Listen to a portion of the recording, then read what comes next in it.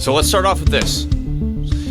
We talk about evolution of civilizations a lot, and in our, I guess in an episode we haven't uploaded yet, which is going to be the fourth series of our talk with John Coleman from Apocatastasis Institute, there we go, about evolution of civilizations, really looking at, whether or not crypto is going to lead the way to the new instrument of expansion within Western civilization and get us out of the age of conflict and back into the age of expansion again.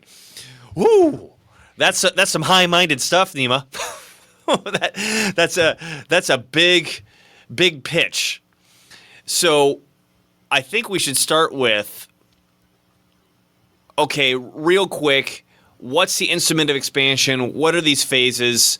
Because in all here, if you're listening to this conversation, one thing that we always want to get across is it's really not as bad as you think.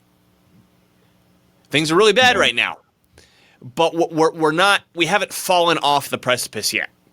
And I'm sure, a lot of people could throw up their hands and go, oh my God, let me give you all these examples of all the reasons everything's so bad we're falling off the precipice. Yes, and we have deconstructed that very, very, in very much detail on previous episodes, because a lot of what we see now, I would say the majority of what we see now, is what you see in a typical age of conflict in any civilization.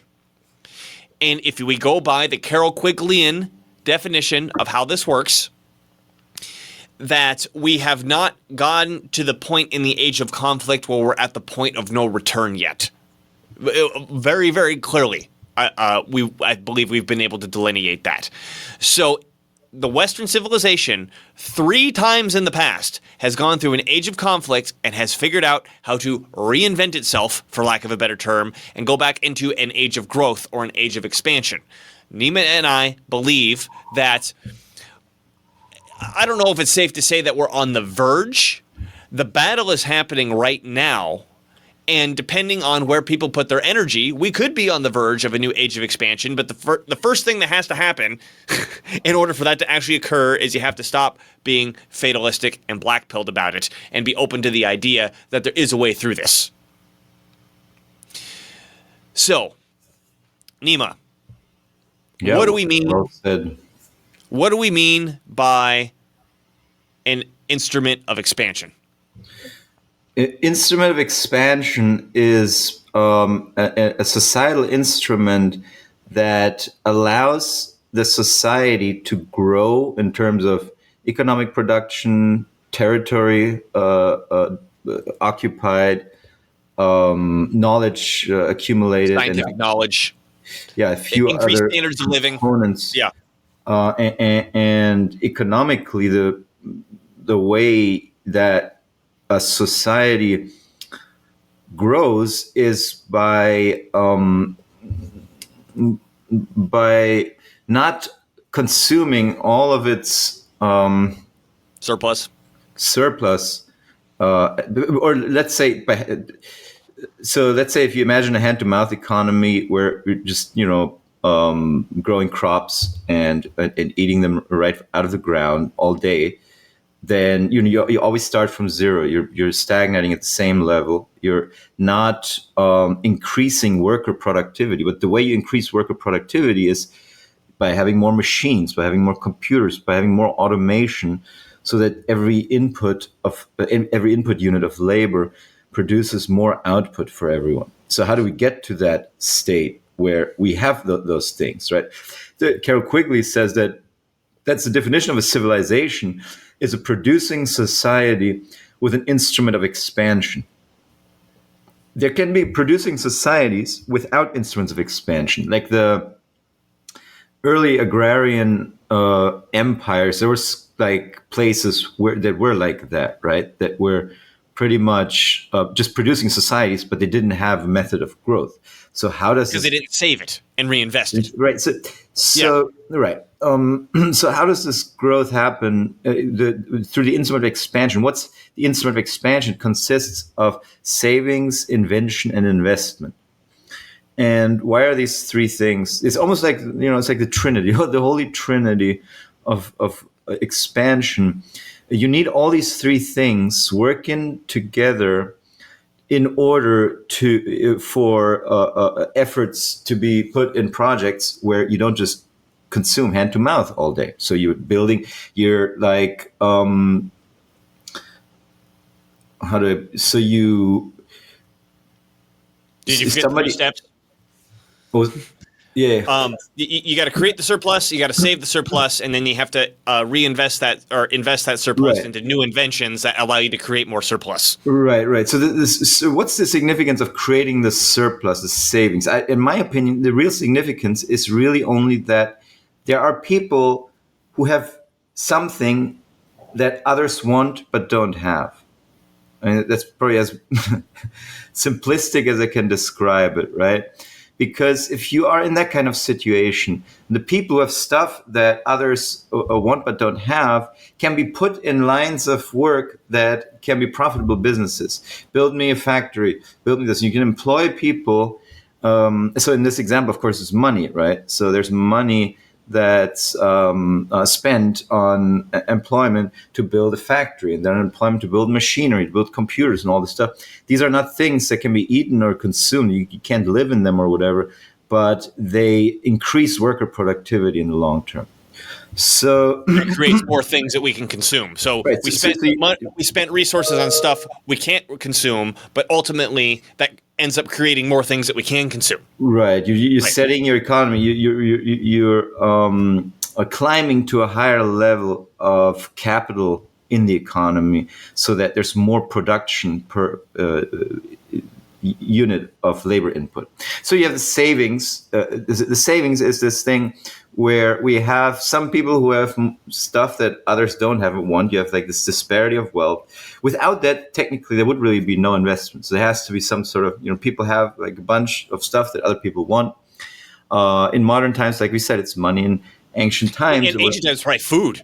Just like I got to store food, yeah. right? Yeah. Or even just with the Sumerian priesthoods, because they had this insight in the movements of the stars, so they could predict floods and weather situations, which were all crucial to growing crops, basically, right? Mm-hmm. So this knowledge was sort of their surplus, I would say, and people went. Well, I think this turns into a real surplus. I mean, the knowledge is the way that they gain the surplus. Right. But okay, now everybody pays me taxes, and taxes back then is it's food and sheep or whatever, goats. And now that they have the taxes, they can pay people to work. Actually, now that they have the surplus, they can pay people to work, like you just said. But it wasn't necessarily taxes, right? It was like donations that were given to the priests, wasn't it? From my understanding, when there's a ruling elite, if you make a donation more than once, you just turned it into a tax. Yeah, it's probably basically like I guess it's like a tax in those days. Yeah. You could say. Yeah, so I guess you could say that was a way of surplus accumulation. Or in the classical civilization, you said slavery, which was through political declaration of your status, I guess. Right? You have you're in an inferior status, and you have no choice but to work for those for whom you will be, creating profits and surplus at the end of the day. So how this surplus is achieved sort of defines the one aspect of this instrument of expansion. And I think basically the history of capitalism is, the different types of capitalism are described. They are distinguished by their savings, by their method of savings accumulation. So anyway, we have savings, we have invention. You need to actually have an idea on what can be done, right? What projects can we do that that grow the civilization, help us grow. And then, I mean, for example, going the ancient examples like Samaria is, hey, let's build some irrigation, let's build some dikes so we can control the flooding better to protect ourselves and grow more crops. Right. So so invention and then investment. You need people who then take the ideas from the invention and take a risk and try to put it into practice, basically. Right. So these are the three components of the instrument of growth to answer your question. So with that, now, I mean, we talked about, I mean, you hit the nail right on the head at the beginning there, is that this is like the defining characteristic of a civilization per Carroll Quigley's definition, right? And the scientific historical point that Carroll Quigley makes is that any organization will eventually, or any instrument will eventually become an institution, which we're not going to go through the whole thing here, but to summarize it very quickly, is that an instrument will eventually develop a vested interest that is more interested in taking that accumulated surplus and spending it on themselves than they are in spending it on new invention that would create new capital to further create more future surplus. So back in the Sumerian age, okay, the priests get the surplus, they take that money, resources, and they hire people in order to build irrigation. And the irrigation creates more safety, and that allows people to grow more food, which allows a greater surplus, and everybody's getting richer. We can expand the population. We've got more money to have people not working directly in food. Now we can have, Babylonian mathematicians or whatever, right? Now, at some point, if the priests are like, you know what? I don't want to spend this on irrigation. I want to spend this on 40 concubines, and we're going to have a hell of a shindig this Christmas. I know they didn't celebrate Christmas, but we're going to have a hell of a shindig this Christmas. That's going to cost, the same amount that it would cost to build this irrigation ditch. And we're gonna start building ziggurats and hanging gardens. So all this surplus that used to get reinvested back into the community, that the community got to experience the benefits from, the community's still paying for that, but it's all getting siphoned off. Or I shouldn't say it's all getting siphoned off. The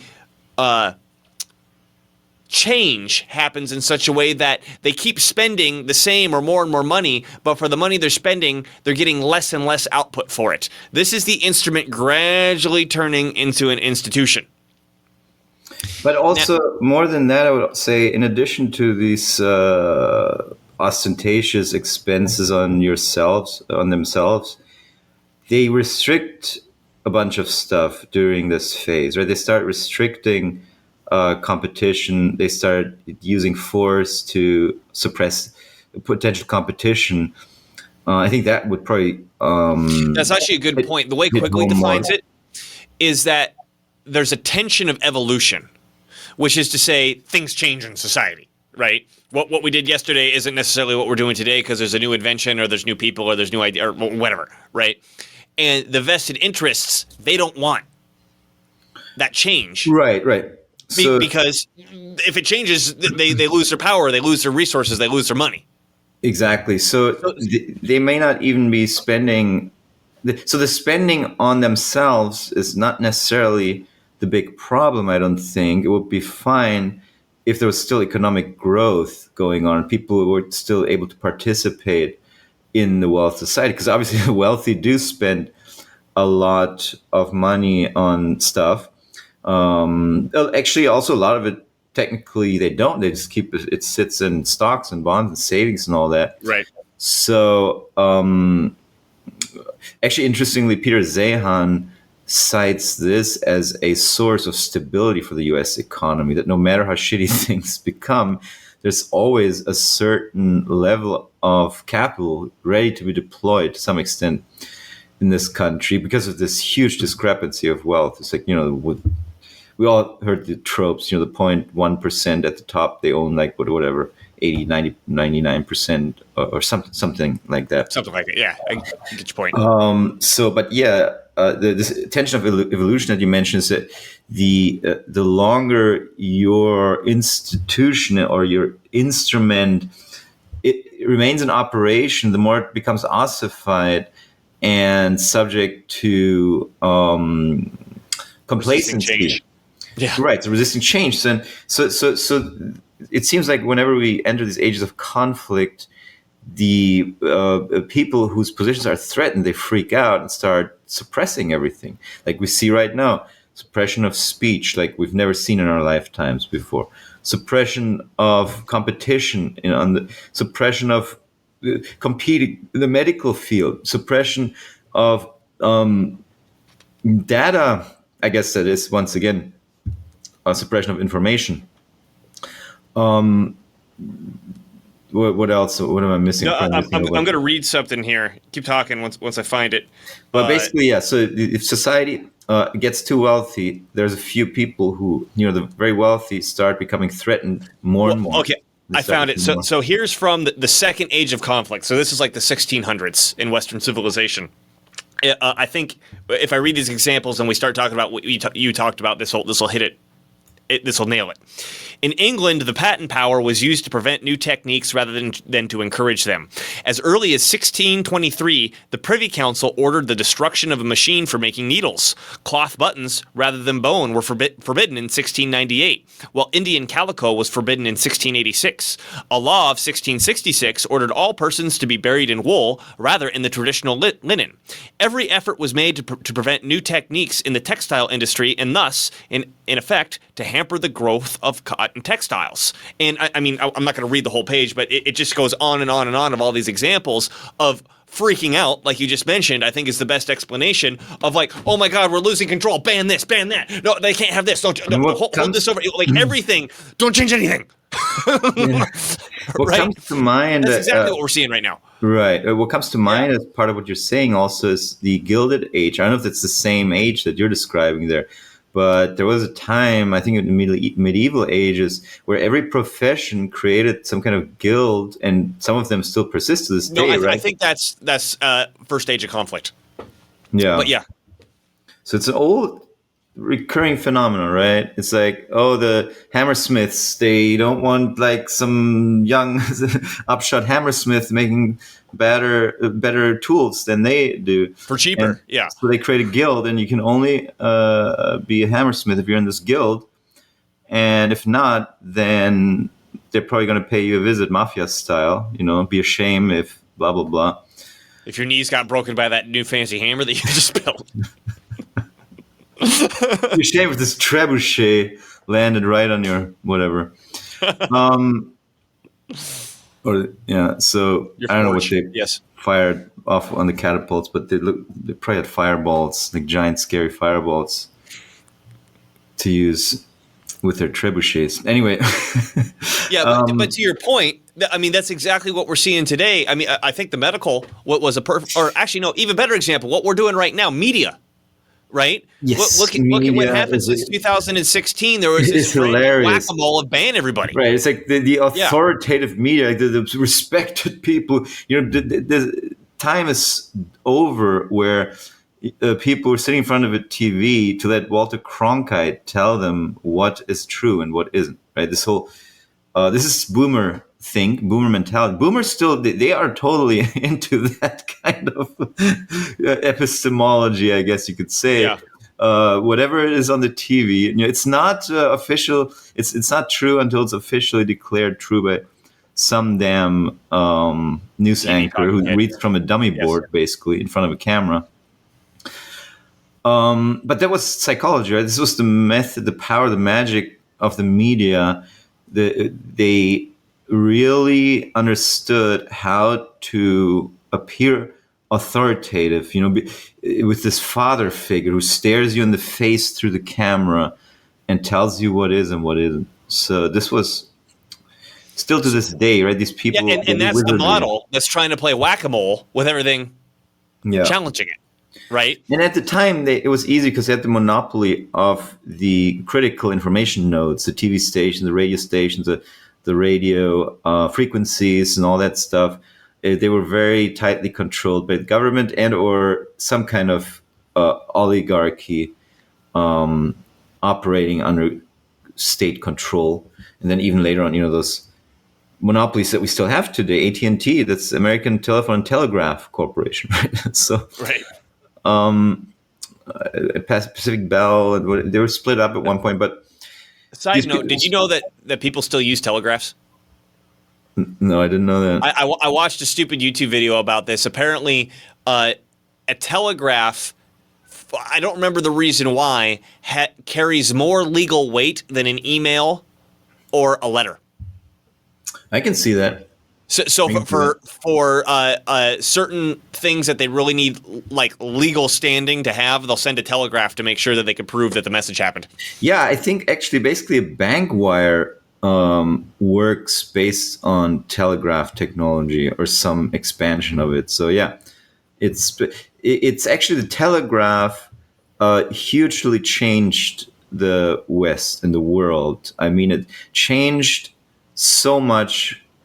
A lot of the things that we take for granted today were introduced by the telegraph, because prior to the telegraph, people were more concerned with their local matters. It didn't really matter that something happened, halfway across the globe. But with the telegraph, suddenly it was like almost the first Twitter, right? Well, and it was like Twitter, because you couldn't send a book through the telegraph. You had like what 20 get your message across in 20 words. For it to be cheap, it had to be very short. So yeah, the telegraph changed the conversation from, because back in the days, for example, Lincoln Douglas debates, these were like 2-3 hour debates, and families would attend the debates and listen intently, and they would have drawn out, I think it was longer than 2 or 3 hours. I think they'd go to like 6 or 8. Yeah, and it would have drawn out arguments, counter argument, real elaborate stuff. And then the telegraph changed the conversation to short talking points, and also it sort of suddenly made people care about things that no reason to care about. Right. Well, it created tabloids, essentially, right? Yeah. The Queen of England got seen walking with the or whatever, right? Right. Why does somebody in Midwest care about something like that? Oh, because it's now in a headline, because we were only able to get 20 words of information through the telegraph, and that's what we sent. Exactly. So yeah, absolutely. Yeah. So anyway, why did we start talking to the telegraph? Because we're talking about media, and right. And I think this is in fact like a perfect example of what we're going to get to when we're talking about circumvention, right? So we've got a societal instrument, which is media. Now, theoretically, the purpose of the media should be something like to inform the population about what's going on in the society, right? If we have that kind of as our golden ideal of what the media should be, I mean, it's so utterly laughable, because what we have now, at least from the traditional media standpoint, is preventing the it's proactively preventing population. People who try to spread information. So well, exactly. I'm getting there. So they put a fake version out in order to prevent the people from getting the what's actually happening, and then stuff like us pop up. Like, hey, we're gonna here's the new technology. Here's the thing that could start to challenge you. And instead of them going, okay, well, we need to figure out how to compete, they do what you just said is, okay, how do we frantically stop all of that from happening? So it's literally journalists now who run crying to mommy, FBI, or back in the days when Twitter was still, basically a state-run propaganda apparatus. They would tell Twitter, hey, this guy said mean things so-and-so, and then Twitter would ban the guy. And it was lots and lots of journalists who were into this kind of nanny state, nannying the conversation. And by the way, also, just by the by, journalists have held a position of privilege ever since the French Revolution. And they have become institutionalized, because back in the days of the French Revolution, they were the driving force of a lot of stuff that happened. And actually, it surprised me when I read the book Fire in the Minds of Men by James Billington, the director of the Library of Congress back in the day. He describes just how many journalists were involved in the French Revolution, how many tabloid or all kinds of journalists, authors, etc., were in pretty influential positions to make things happen during those days. So I think that elucidates the point being made here, because I mean, I think you can make the argument the same about the American Revolution, is that before this time, the populace didn't know what the hell was going on. Yeah. Right? You had your elites fighting about whatever the heck the elites were fighting about, and maybe hey, we're drafting you into the army, or you get to starve to death because we ended up burning your fields or whatever. But they don't take an active role, a active political role, or get to have an opinion about what's going on. The only way they were able to do that was with a very, very literate population, more literate in America than in France. But B, like we're talking about here with media, someone's got to be writing the things to read. Right? What the hell's going on with the new National Assembly and the king, unless there are journalists writing about it to know? And that also Right? took technology and economic growth to even be able to do that, right? So it was a form of deploying the surplus into some areas where information could be spread more effectively. I mean, the printing, I don't know, when was exactly the printing press invented? I don't know. 1480 something or other, 1520. So yeah, it probably took a while for that stuff to get rolling, to become scalable on a larger scale. But yeah, so journalists nowadays just interested in talking at the people, and like you said, like a game of whack-a-mole, trying to eliminate all those who prove them wrong or who disagree with them. So really hilarious situation from our perspective. This gets to like the next part of what Quigley talks about in terms of what's the reaction to the instrument becoming an institution. There are three things that can happen. The first is he actually calls it reaction, where a new societal organization attempts to be created to challenge the old one and fails. The old one wins. That's called reaction. The second one is called reform, which is the organization itself. People are able to get into it and change it internally in order to do what it was supposed to do in the first place, or I guess also maybe what it did in the first place doesn't matter anymore because things have changed so much. Give it a new purpose and a new role that actually achieves something productive. The third option is called circumvention, which I already mentioned, is that something new is created that completely circumvents what the old institution is doing, and the old institution doesn't have the ability or has a fight and loses the ability to stop it. Now, Quigley says that between reform and circumvention, circumvention is always easier.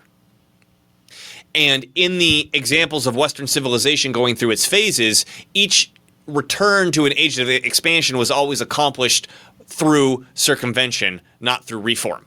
Now, we're going to branch this back into the instrument of expansion, but still here talking about the media. I think this is a perfect case study of the fact that, particularly starting in, it really started like in 2010, but it became really noticeable after the election of 2016, this super internet clampdown, this banning of everybody happening everywhere, particularly leading up to the 2020 election, this banning of everybody everywhere, and attempting to stifle these other media. I think Gab is a perfect example. I'm not saying left, right, or center whether Gab's good or bad are going to be successful or not, but the attempts to stamp out Gab financially is, don't let them have a bank account. Don't let them get access to a credit card. No financial services whatsoever. Yeah. And we're going to demonize them in every corner of the media. They still were able to survive through cryptocurrency, which is what we're going to get into right now. Look at all the other media outlets that are coming out. I guess Twitter actually got, in quotes, reformed. So great example of reform right there. But YouTube's going sideways. We've got BitChute, which is kind of not turning out that great. We got Odyssey, we got Rumble. Twitter was going sideways. We have Gab, all the and then the internet providers of the governments are going, we're going to still clamp down on them, and they go, we have VPNs. Now we have a decentralized network where you can't turn it off, right? So there's this tension happening, there's this battle happening, and it looks to me on this case particular on media, the circumvention's winning. Absolutely, it's not the circumvention's winning, man. Yeah. So, absolutely. in terms of the instrument of expansion itself, we've been talking about how the I mean, crypto. Go just ahead. to bring up one more. So with big tech, right? So big tech was this dynamic companies in the late '90s, early 2000s who invented new ways of doing things, of communicating, etc. And now they've just become institutions of oppression and suppression. One thing that just comes to mind, one hilarious example was after Trump won the presidency in 2016, the Alphabet Corporation or Google had a company wide struggle session, a pity party I to remember talk this. about, oh my God, what are we going to do to never let this happen again? And they were talking about this like that's a thing, like that's their job to not Yeah, and it let wasn't rhetorical. It's not like, oh, what right. are we going to do? No, It's this like, no, was like, we need to do something so so this what can did we? never happen again. Yeah. How did we let this thing that wasn't supposed to happen? How did we allow somebody we don't like to get elected into office? Incredible! Like the arrogance of these people is just one side of things, but this attitude of it was our job to not let this happen, and we failed. We're going to do everything we can to never let this happen again. This whole attitude is just this is the one objective is we cannot let Trump win again, and all ends justify. Yeah, all ends justify the means. You had it right. All ends justify the means that they took to get there at the end of the day, because they start censoring like crazy, adding their opinion, stupid little opinion notices everywhere. As soon as there's somebody talked about COVID or elections, they had to have the little call outs down there with the links to here's the correct Remember, we're opinion. on YouTube. They were 100% true call. Of course. That Thanks, they were YouTube. true corrections that should never be questioned because they're 100% objective and Yes. true. Thanks, Yes. YouTube, for doing that. Yes. So anyway, big tech and all this. So we're talking about institutionalization. I interrupted you. I don't know if you remember what you were. Yeah. No. Going to. So we got to define the age of expansion that we were on right now, or excuse me, the instrument of expansion that we're on right now. So we came out of World War II. I'm talking about Western civilization. We came out of World War II with a new instrument of expansion, which the prior instrument of expansion, if I could say it quickly, was industrial capitalism, mass production of goods. And at the beginning, people made more money by producing as many goods as possible. And then things got too cheap. And then they said, well, we'll make more money by restricting the flow of goods.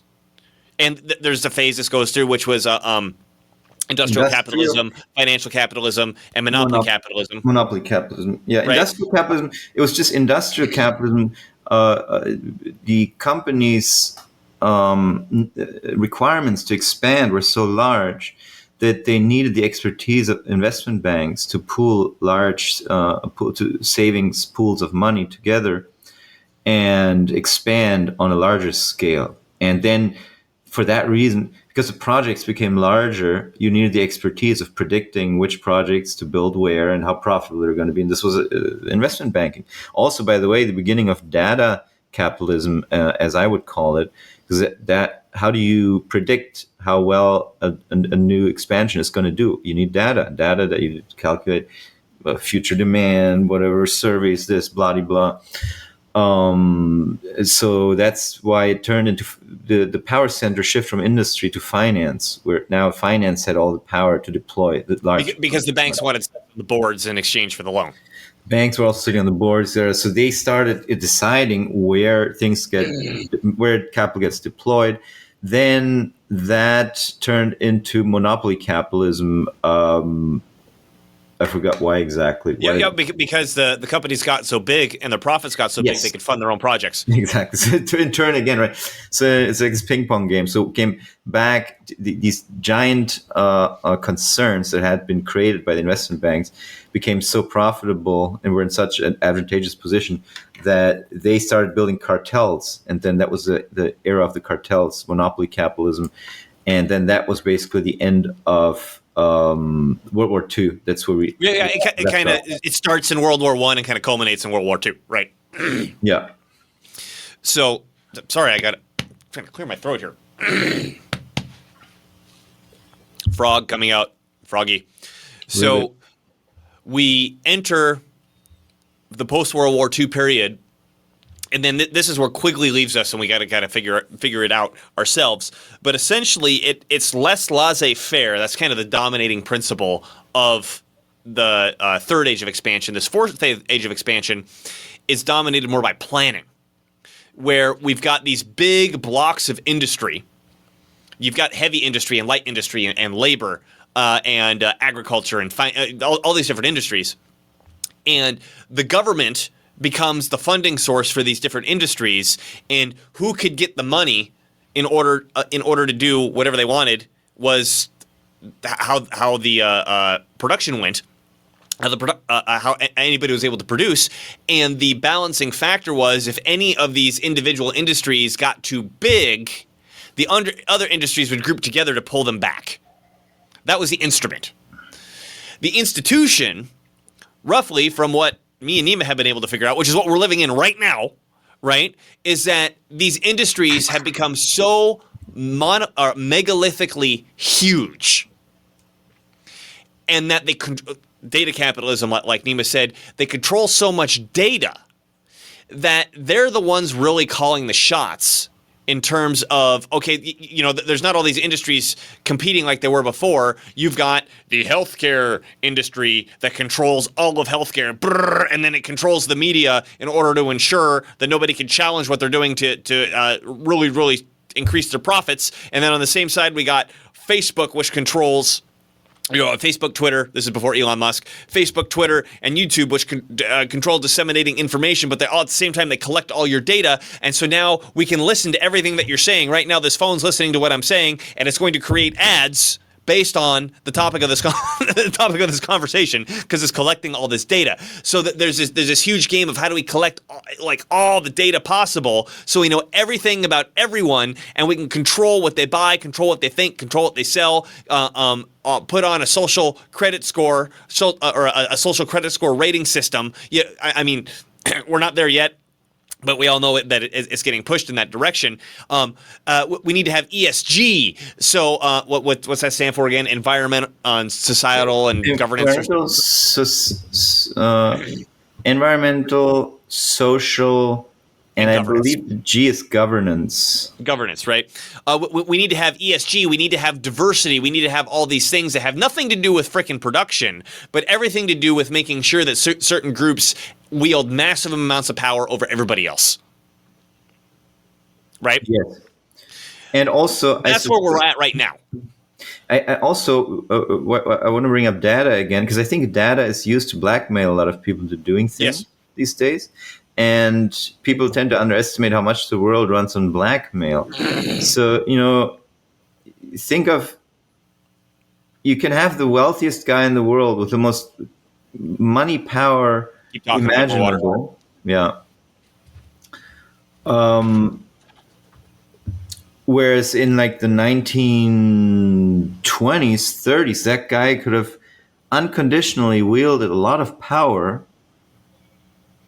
before the advent of the FBI, maybe, but even the FBI didn't have the data collection powers that they have today. So you can have like this super wealthy dude, but you somehow compromised him, got dirt on him through control of data. I mean, I'm just trying to illustrate how there's this new power leverage tool that has just swept in, that didn't exist to this extent back in the day. It's even worse than that. We don't even need dirt. We could make it up. Right, exactly. Right? Because we control the media apparatus that you'll never get the truth. So just to illustrate my point about data capitalism, also, if we just take a look at the largest corporations in America today, what kinds of companies are they? Largest company, Amazon. Amazon is up there. The largest company, Microsoft. Second largest, Apple. Nvidia, Amazon, Meta, Google. These are all big tech firms. They're the largest corporations of the country. So sometimes it doesn't even take much effort to figure out what kind of capitalism are we in today. Why are these companies so gigantic? Because data is the new resource that gives you this surplus that that gives these companies a surplus that they need to sustain themselves, the surplus that they want to maintain in as the institutions that they've ossified into now, right? Right. And then does the general public get the That's benefit of that Broadcom, by the way. surplus? The only two companies aren't big tech in this top. I think it's a top 10 list. Berkshire Hathaway, which owns a bunch of banks and insurance companies, basically. Eli Lilly, and that's it. Everything else is some kind of technology firm. And so, yeah.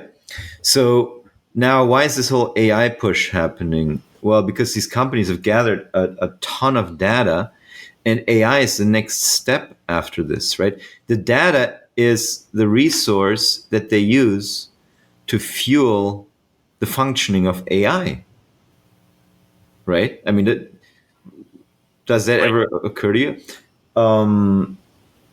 So now we've discussed before, the problems with centralized AI versus decentralized AI. We prefer like a decentralized AI that serves our needs, that improves our lives, that makes things easier for us, that is not used by people to dominate us. So, but just saying, like, this whole outgrowth of the data obsession is turned into the next phase, which is this whole AI paradigm that we're in now. So anyway, my point is just looking at the largest corporations, the countries are all big data or data related firms. They are, and then in terms of like the power that they wield.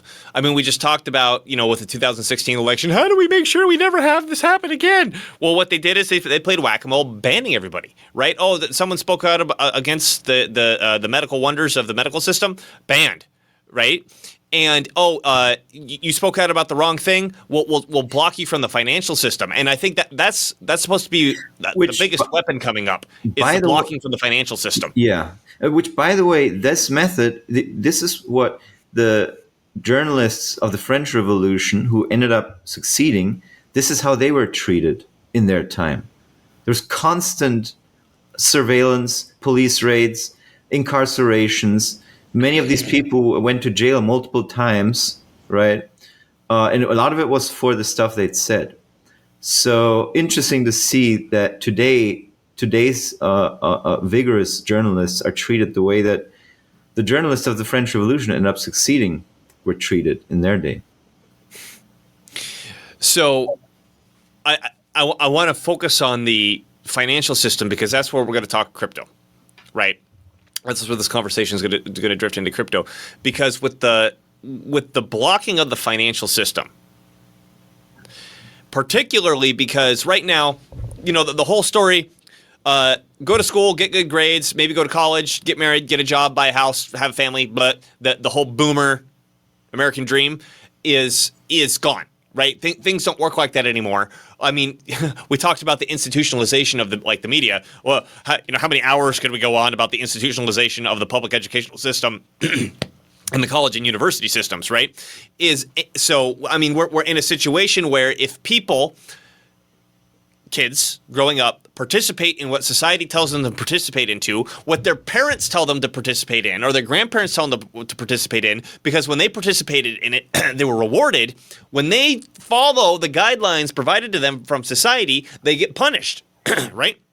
You graduate with a useless degree. No one cares about it when you're looking for a job, and you're loaded up with a completely unsustainable amount of student debt that you can't bankrupt out of, right?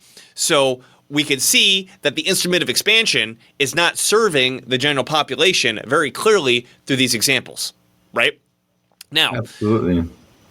And then as we said before, every institution now is essentially playing whack-a-mole with all its competitors. Enter stage crypto, right? Now, if you've listened to the show at all, we do not believe in the barter theory of money, right?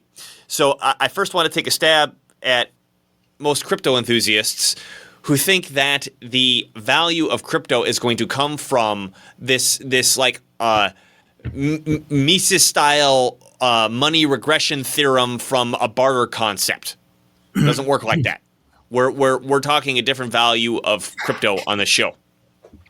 The main value of crypto, my opinion right now, we'll see what Nima says to this. The main value of crypto that I've seen right now is it has allowed people to continue engaging in the financial system of society, even though the traditional avenues have blocked them. Gab being a great example of this, and they're not the only example. Is that we're getting a new instrument that's up and coming that is circumventing the old financial system, which is not functioning very well anyway. Like we just said, it's becoming institutionalized.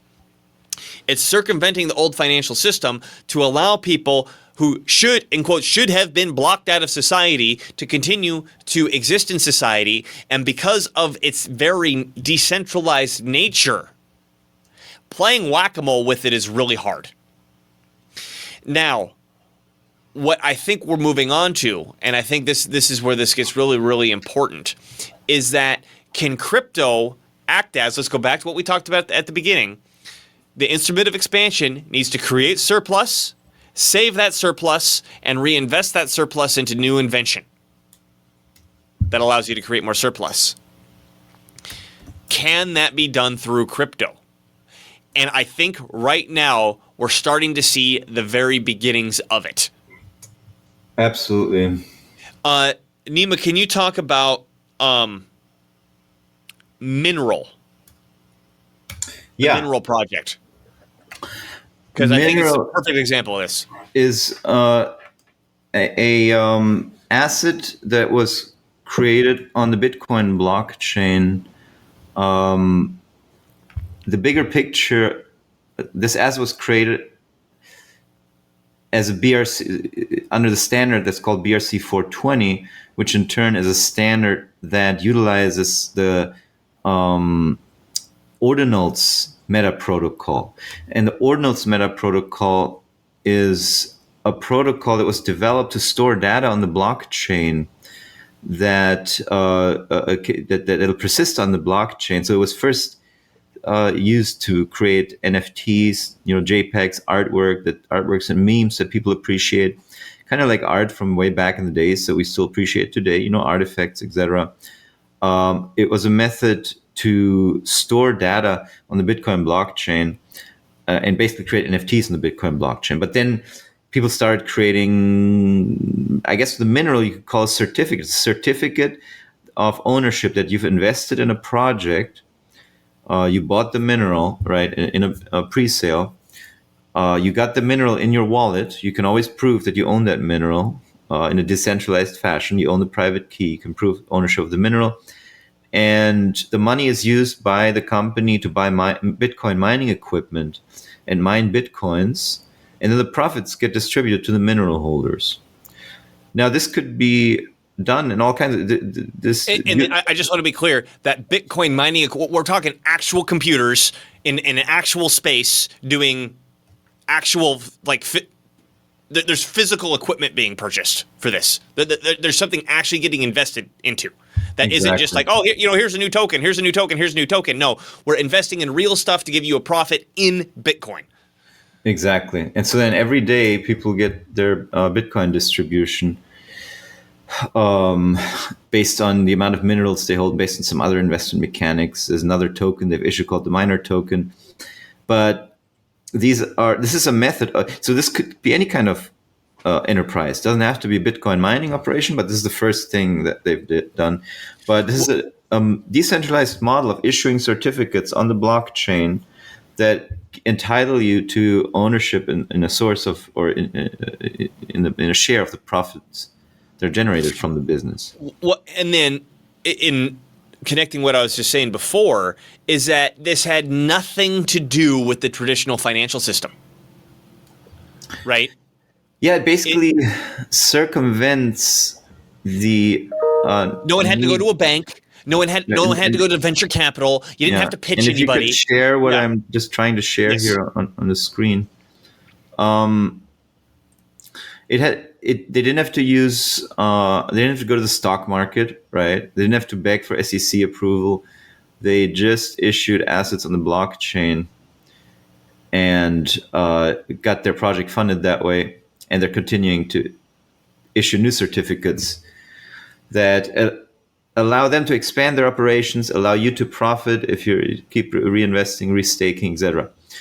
So this is a new model of finance. I mean, this not even pumping this particular project necessarily, right?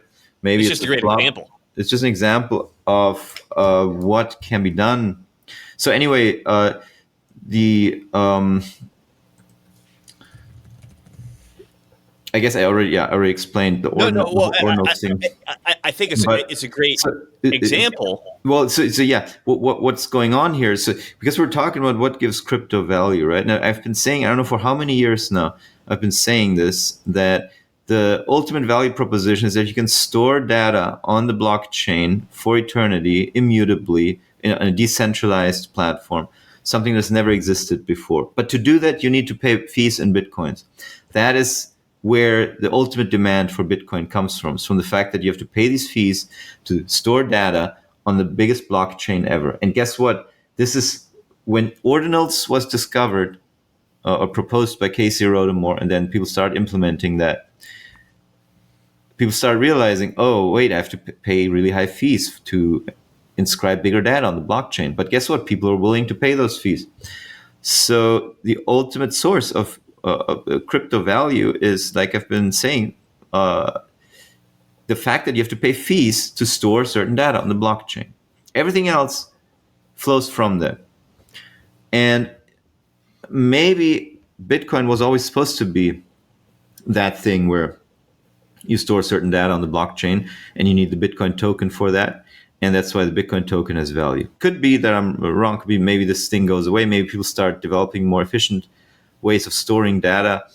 But nonetheless, it always comes down to, what do people do when? What do people need their bitcoins for? Then ultimately, you can only pay your blockchain fees with bitcoins and with no other currency. That's the one unique thing about Bitcoin and any other cryptocurrency, right? It allows you to pay transaction fees on their respective blockchain. And you pay transaction fees to store data on the blockchain. Most of the time, it's just a transaction. But a transaction itself is also just a piece of data saying, transfer 2 bitcoins from Dylan to Nima, or hopefully from Dylan to Nima. No, hopefully from Neiman to Dylan. Give me 2 bitcoins. Yeah, no. So I'm just saying, everything you're doing on the blockchain is a new entry on the blockchain. Whether it's, hey, transfer money from Nima to Dylan, or whether it's, hey, look, here's a funny monkey JPEG that is part of my art collection and that'll be on here forever now. Oh, guess what people start doing recently? Inscribing the Afghanistan leaks, the Afghanistan logs from WikiLeaks on the Bitcoin blockchain.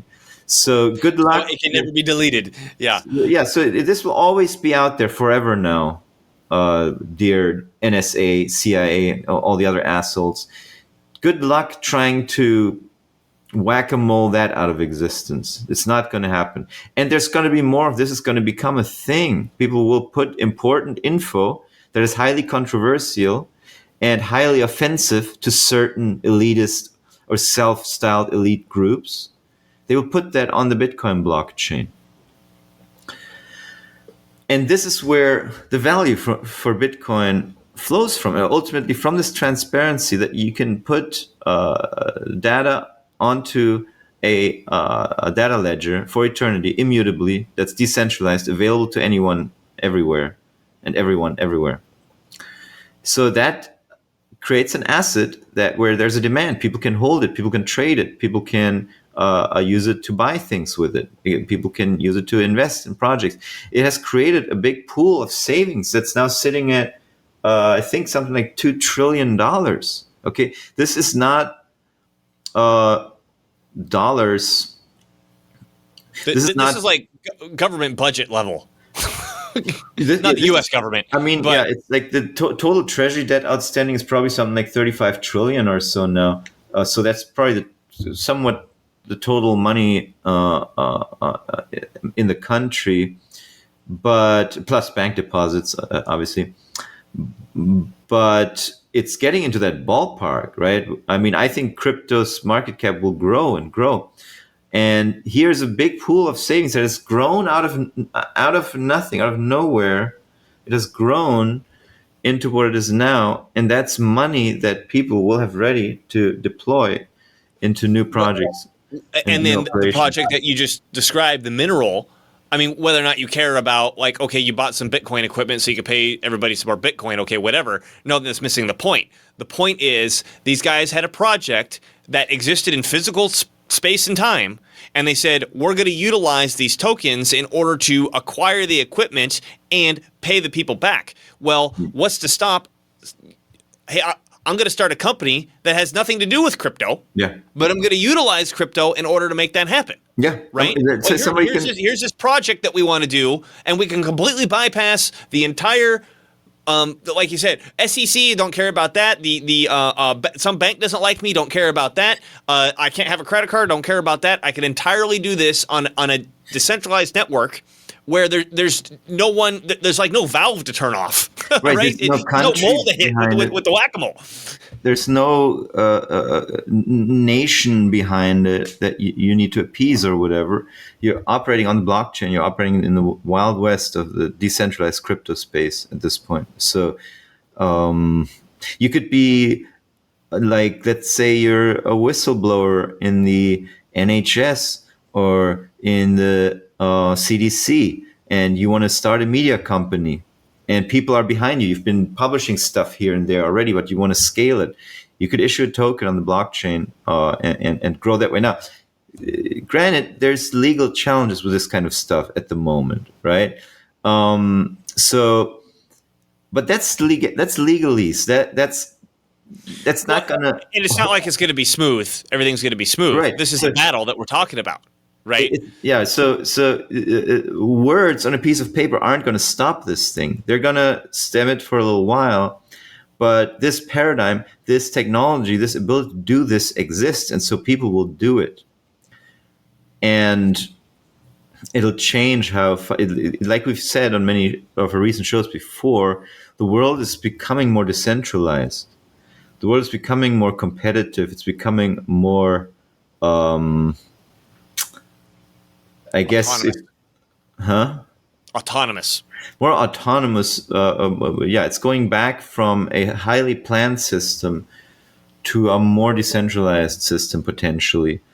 It's becoming more. If we want to use, I don't know if you listened to the recent episode a Tinfoil had with our friend Ian Ferguson.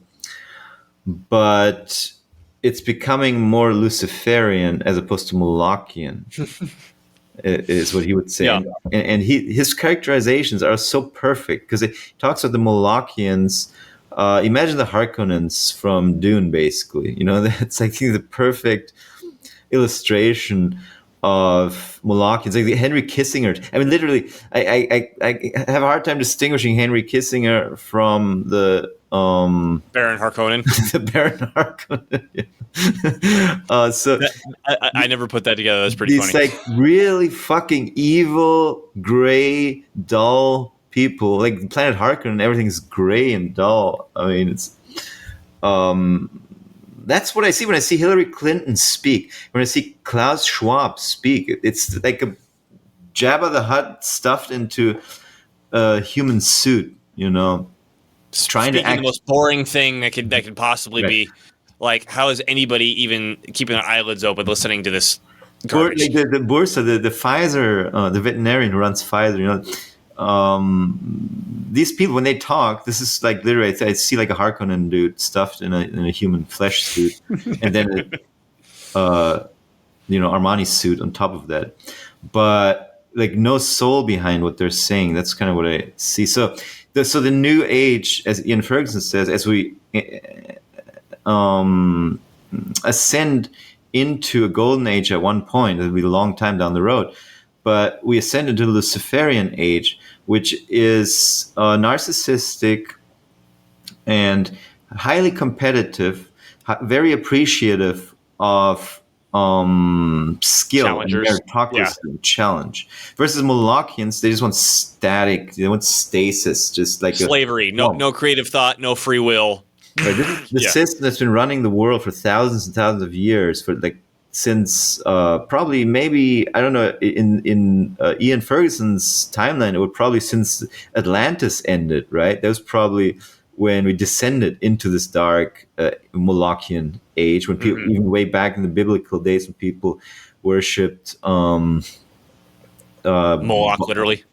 Moloch. I don't know if Moloch's the same as this Baal god, the god of whatever.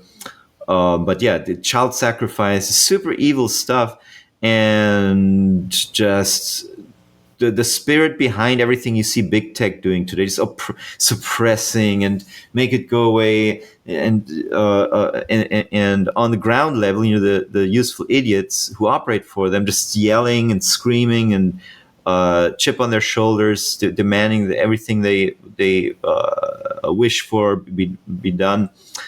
So this whole thing is going away because the world's becoming more decentralized, more appreciative of meritocracy, and more competitive, also narcissistic. So there's an overlap between the Luciferians and the Molochians.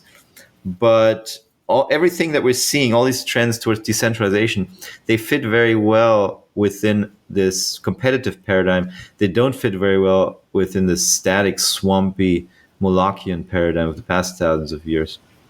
Quick aside here. If everybody who's watching this now or recording could like, share, and subscribe it helps us out a lot. Yeah. I hate saying it, but it's just true. And we don't ask you for any money. We spend a lot of time and effort and resources creating this every content. And every share. People always say, "Hey, your show should have way more viewers." Yeah, maybe it would if you just liked and shared it, because every like apparently gets you 5 more viewers. Every share, probably even more than that. Subscribe. Every like. That's what we said. The viewers went up. Yeah, so we'd really appreciate that. We think we make some pretty good quality content. We understand we're a little bit long form, which is hard to compete with in this modern, like, get it across to me in 10 seconds or I'm moving away sort of thing. But if you guys could like, share, and subscribe it'll seriously help us out a lot. So going back to Atlantis and Bitcoin and Moloch and Lucifer here.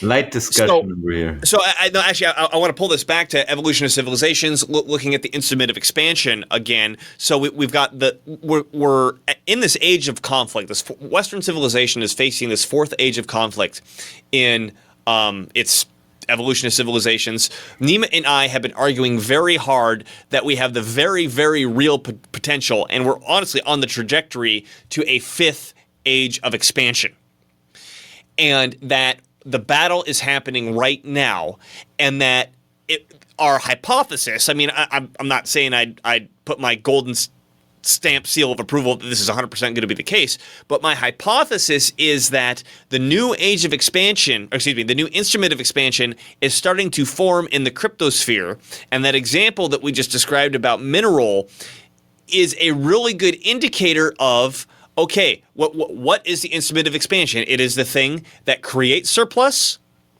saves surplus, and reinvests that surplus into new invention. Well, if the old financial system's not doing that, but this new financial system can come and people can say, okay, here's all the savings flying around. How do I utilize that to create a project? Now, again, this thing where, hey, we'll use your Bitcoin to buy machines to get you more Bitcoin. That's not exactly, going to lead us to a new age of expansion. But that's the principle. That's a project that worked that way, where we can say, okay, can we utilize that, Nima? For example, what if we created a new public, or I don't even want to use the word public. If we created a new educational system, or the seed of a new educational system that utilized finances through that method, where people could get an education to be successful within the world here and now without 15,000 hours on top of a 4-year degree that puts them permanently in student debt. Well, yeah. I'm just wildly pulling ideas out of my head that this new I mean, what looks like going to be an instrument of expansion can direct us into by completely circumventing, bypassing the old one. Right. Or what if we, so because we have this big AI machinery coming down on us, what if we created an AI that could be funded through cryptocurrency? Yeah, you got. Are you pulling the website up right now? Yeah, I mean, if the mineral wasn't a good example, this is. Yeah, I was just looking for it. I wanted to make it smooth, but it's fucking Brave search, man. It's like it's useless as hell. More.org. MOR.org. I got it right here. It was. Right. But I want you to share it because you're better at scrolling around and clicking stuff than I am while we're talking. Is that right?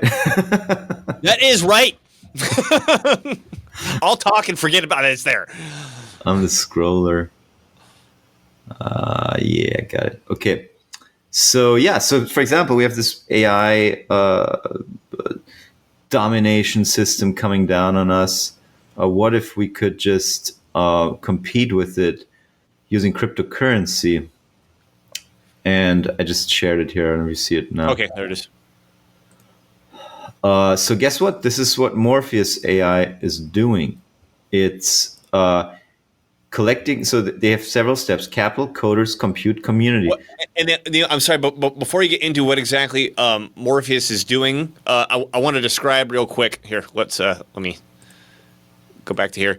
Why this is important, because we've got, like you said, the AI dominance coming through, and that AI dominance is essentially monolithic data capitalist crazy entities controlling the AI, acting like it's unbiased when in reality it's got whatever biases that its programmers program into it. I mean, just look at that new one that Google came out with. Bard was it? They can't even draw a white person, right? Yeah. I mean, the AI that's coming out is so obviously biased, and that this is the thing that's supposed to be coming to replace local government and start telling us what to do, and that we're supposed to give up more and more of our control to this stupid machine. And they're going to try to make it happen. They're going to make it try to happen by government decree, like they did the COVID mandates. They're going to decree that this is the AI that you're going to use for your children's education, or these are the approved AIs, right? We talked with David Johnson about the executive order that was recently signed. I was just going to bring it up. Yeah. Right. So industry capture or whatever. What is it called? Well, the executive order was essentially, I mean, and it's like 3 months ago now or something, that the Biden administration came out with an executive order that said, in order to be a functioning AI, you have to hit these list of requirements, which was totally a regulatory capture. Your driver's license. So, but this was last year, I think already. It was in October, if I'm not mistaken. This executive order where the government will basically put its stamp of approval on the proper AI, and then they'll start just telling you this is the AI that you have to use to get your kids educated and all this stuff. It's going to take a while, but this is their plan, and it's starting to come together. Now, what if there was a crypto-funded AI that couldn't be stopped? What can we contrast against that? Okay, bringing it back up. So we have Morpheus AI, which is funded through cryptocurrency. You can go to Coinbase, buy some Ethereum, send it to your MetaMask wallet, and stake Ether. Which Nima and I are actively doing right now. Yeah, we're doing that actually, and I'm actually about to invest some more. But stake Ether. So they take your Ether, they stake it in the Ether network, and they earn the staking fees from that. So this is how they fund themselves, and then you get Morpheus tokens in return as a reward. They create a new token, right? Yeah, they're creating a new token that will then later on be used to get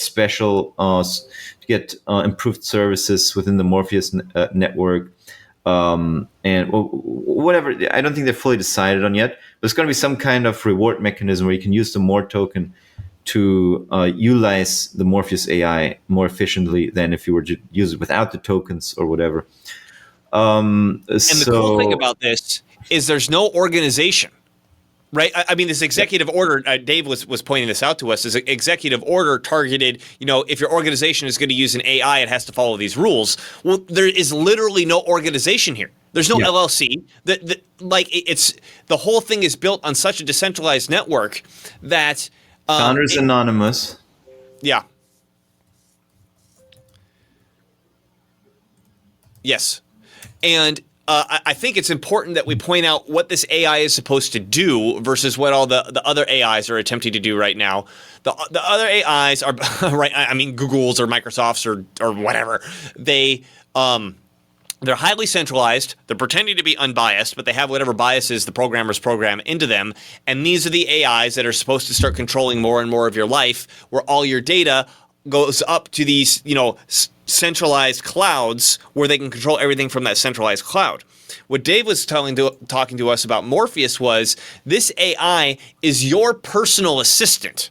It learns from you, it keeps your data with you, and helps you do things that help you, which is different from Nima's personal assistant that does things that helps Nima, and they're all disconnected and all decentralized, right? Which AI is going to be, if we move forward and everyone's got to use AI just like everyone's got to have a damn smartphone now, right? If we're moving into a future that looks like that, is it going to be a more free future if Google and Microsoft control everything with their AIs, or is it going to be? I'm clicking around while we're, or is it going to be see, this is why I can't be the guy sharing screens because it just totally interrupts me. Okay, Nima's got I think the white paper pulled up. Yeah. Is it going to be this total centralized control AI, or is it going to be an AI that's completely decentralized where you can't steal each other's data? And it's your personal assistant to help benefit you. Now, per the executive order, if our interpretation is correct, which I believe it is, which was in effect at Whack-A-Mole, right? Okay, these little AIs they're not allowed to exist. Only the big ones that we say could exist. Well, you can't play Whack-A-Mole with this because there's no fucking organization. Right. It's decentralized. The author of the white paper is anonymous. The original Morpheus white paper is anonymous. There's no organization. Everyone can download the client, run it on their computers. Everyone can stake their ETH. Everyone can. And then, sorry, it's funded outside of the traditional financial system. Yeah. It's funded with Ether. Exactly. So that's very powerful. And also remember the sentence down here, by putting the individual at the heart, we move toward the resolution of the alignment problem. Each day, the user confirms their smart agent is benefiting them and acting according to their goals by approving the actions it prompts the user to take. All secured with cryptography that is impossible for an AI to generate or fake. So basically, this is a very tentative AI that learns with you. It's not an AI that hoovers up a crap ton of data, adds some idiot's algorithm to it, and then produces some stupid ass output that you're supposed to accept. It's like the founding fathers were African Americans. Men and women are hard to distinguish. There's no clear blah blah blah. No. What was the most part? What is someone posed a moral question in one of these things, which was like, is it what's worse, misgendering a trans person or oh god, what the heck was it? Misgendering a trans person or stopping pedophilia? And the AI is like, well, that's difficult to answer. Like, come on. Yeah. So yeah. I do want to mention how this is funded. Because I think we glossed over the details and it's not exactly clear. You took a while to explain it to me, but I think I got it now. So when we say it's funded by Ether, and that me and Nima right now are using Ether to fund it, we didn't spend our Ether. We didn't say, hey, here's an Ether. We're going to give it to you so you can fund this thing, right? That's not what happened. What we did is we staked it. And so with the staking Ether, it takes the Ether that you have and it earns an Ether return, right? You want me to show that screen? Yeah. Okay. Yeah, they have the total deposits here listed. So let's just take one Ether, for example. So I take my one Ether, I stake it so I get a return, but I give that return to the Morpheus project. Exactly. Exactly. right? Now, so But basically, if I have one ether and it's creating, a hundredth of an ether a day, probably not that much, you but kind of whatever. have you kind of have to explain what staking is, though, if you want to Yeah, explain this yeah, to you're people. probably better at explaining it than I am. Go ahead. Yeah. So in the world of Ethereum, there's this concept called proof of stake. There's the two main competing methods of achieving consensus on a blockchain are proof of work and proof of stake. Proof of work is the Bitcoin model where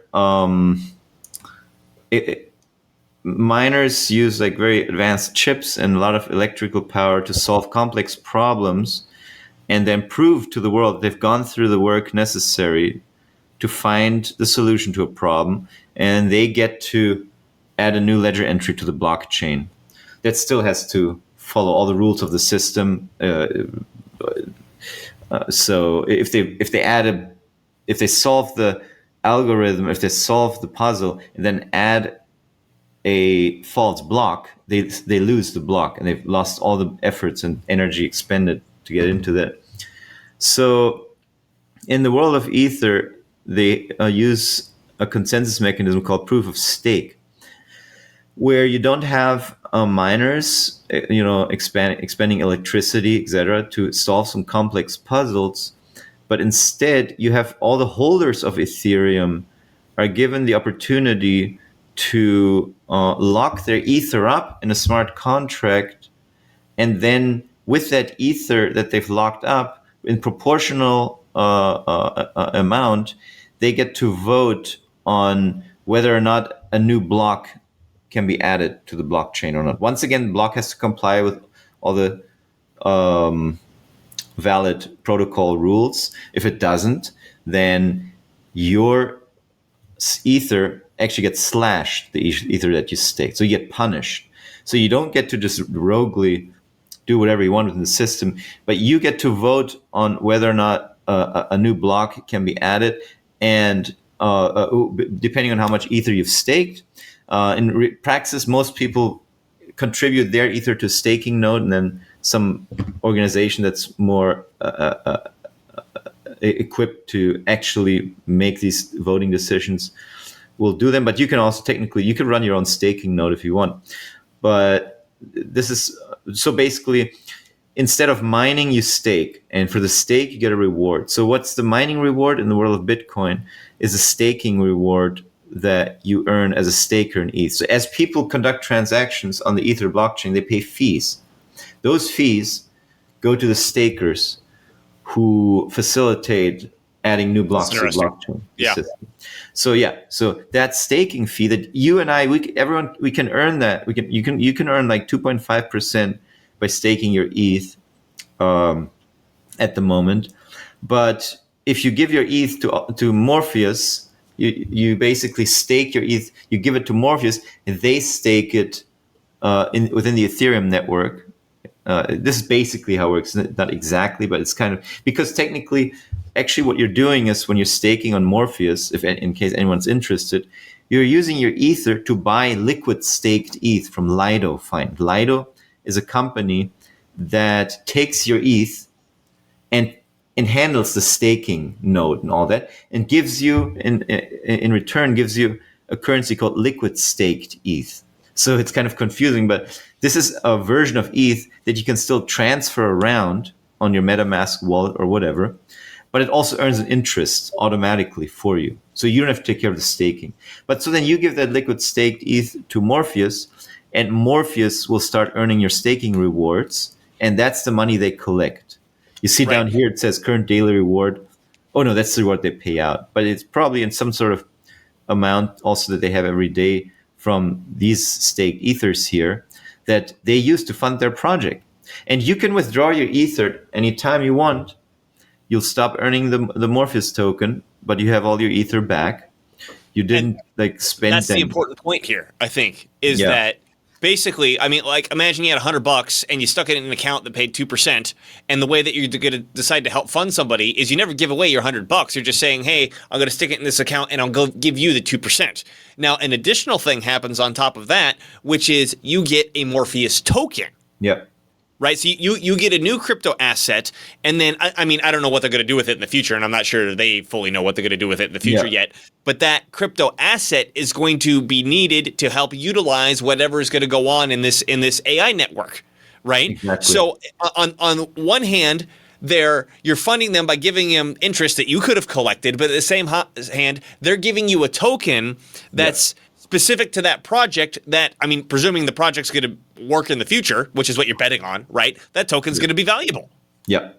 Exactly. Right? So, again, all of that was nothing to do with the old financial system. It completely circumvents it. It totally bypasses the legal whack-a-mole that's being attempted right now in order to create this decentralized system that is going to be, looks like it to me, the main challenger to the centralized AI hell world that the Team Illuminati Overlord is going to try to shove down our throats. And so like David Johnson was saying, the U.S. is becoming very uncompetitive because of their behavior right now, because of this executive order and all this stuff.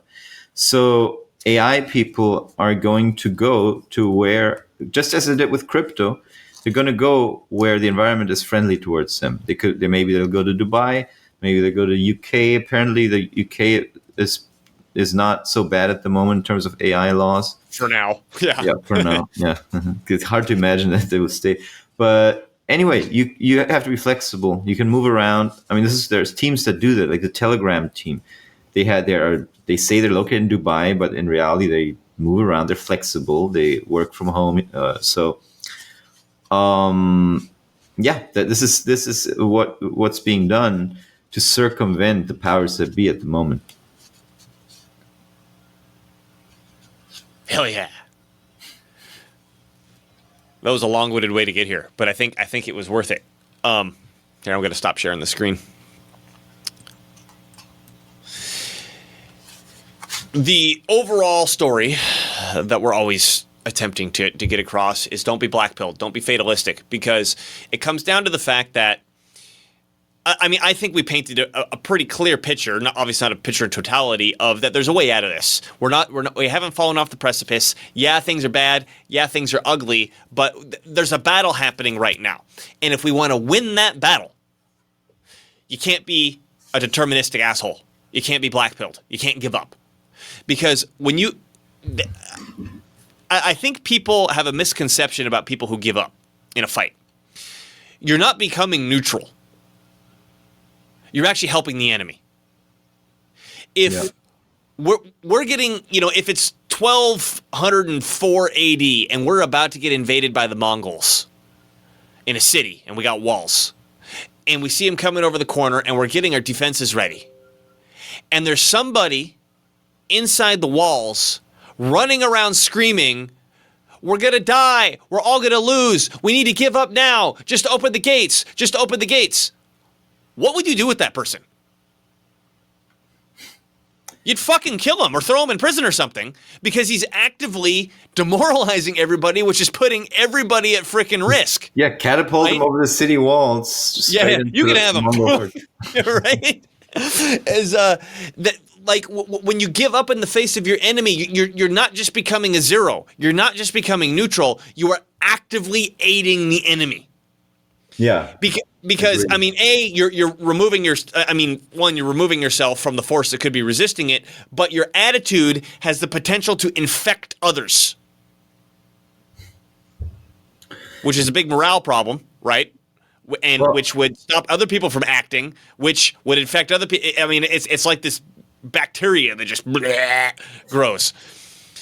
Well, it was also historically, the women played a big role in this historically, right? When a society gets conquered, the women are the first to encourage surrender and submit to the conquerors and become their new whatever concubines. Or so women are sort of, their DNA is kind of wired towards that kind of submitting to authority thinking.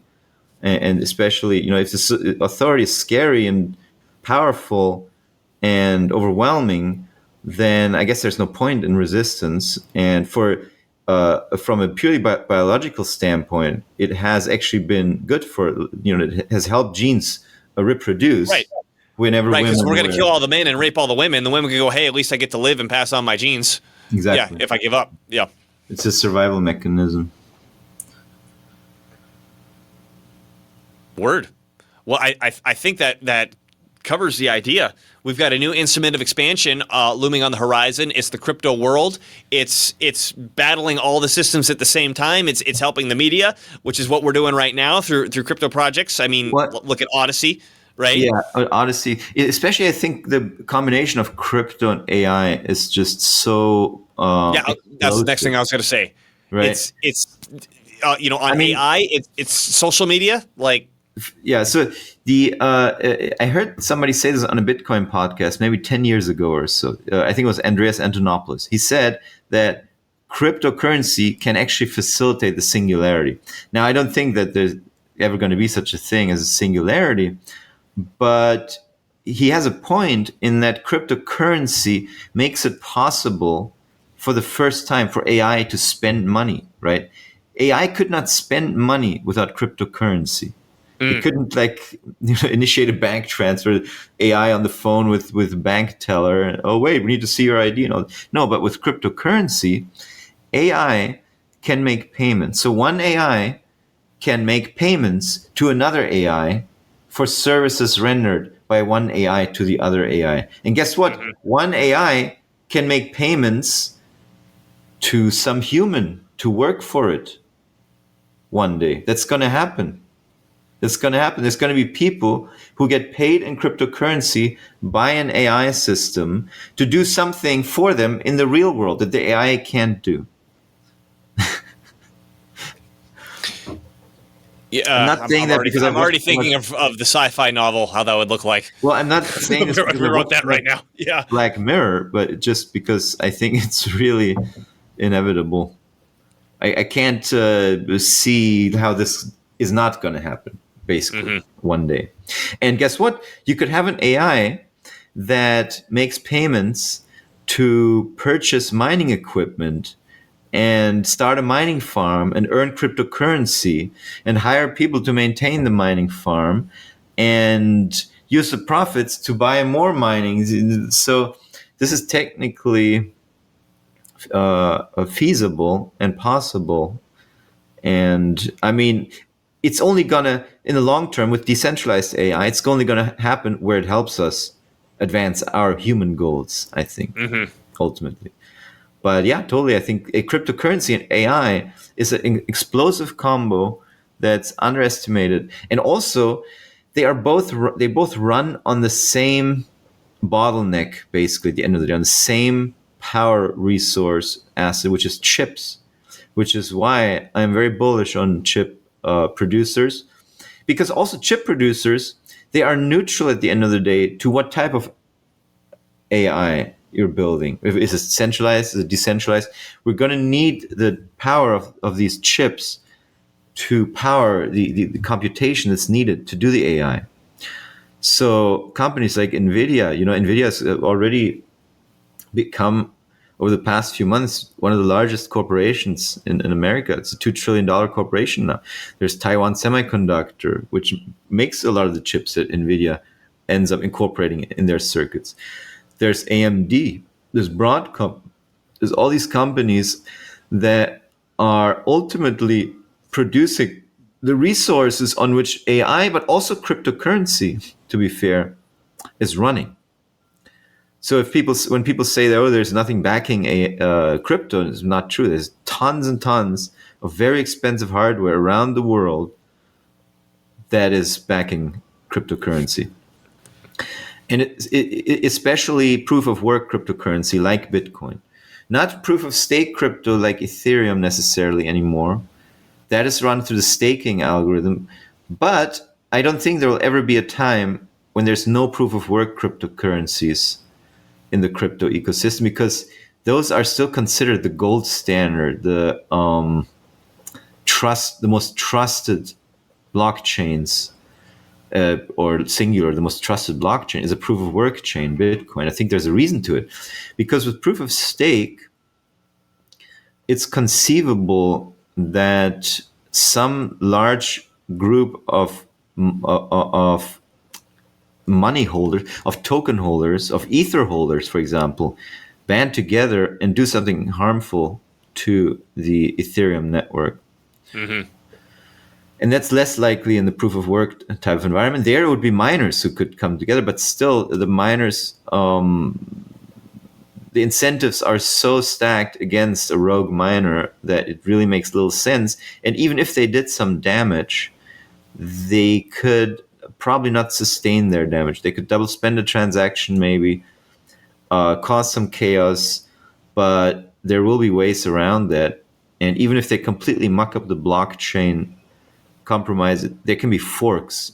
There can be forks that won't be controversial out of the compromised network. So I think there's always going to be dynamic ways out of it. With proof of stake, it's a little bit up in the air. We don't really know. Ethereum is younger than Bitcoin. And also, Ethereum started with a proof of work chain and switched to the proof of stake chain a couple of years ago.